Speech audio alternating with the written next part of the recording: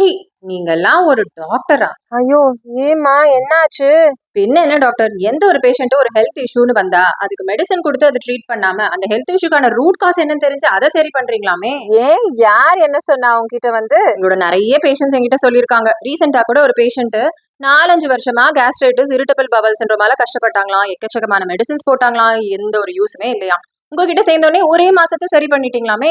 இது மட்டும் தான் பண்ணியிருக்கீங்களா? இன்னும் ஏதாவது நல்லது பண்ணி தொலைச்சிருக்கீங்களா? பண்ணி தொலைச்சிருக்கேனே! அவங்களே சொல்லுவாங்க. வந்து கேளுங்க. ஸோ நம்ம ப்ரோக்ராம்ல வந்து நீங்க நவம்பர் மந்த் ஜாயின் பண்ணீங்க. ஸோ நீங்க மெயினா கம்ப்ளைண்ட்ஸ் நீங்க சொன்னது gastritis problem and irritable bowel syndrome ஐபிஎஸும் உங்களுக்கு இருந்தது.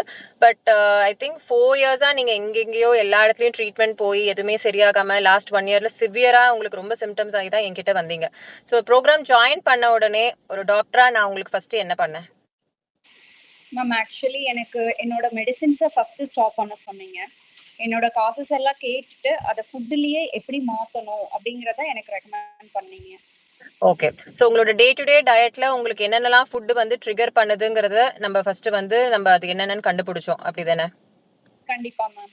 ஸோ அந்த ஃபுட் எலிமினேஷன் டயட் ஃபாலோ பண்ணி உங்களுக்கு எவ்வளோ நாள்ல வந்து நல்ல சிக்னிஃபிகன்ட் சேஞ்சஸ் பார்த்தீங்க?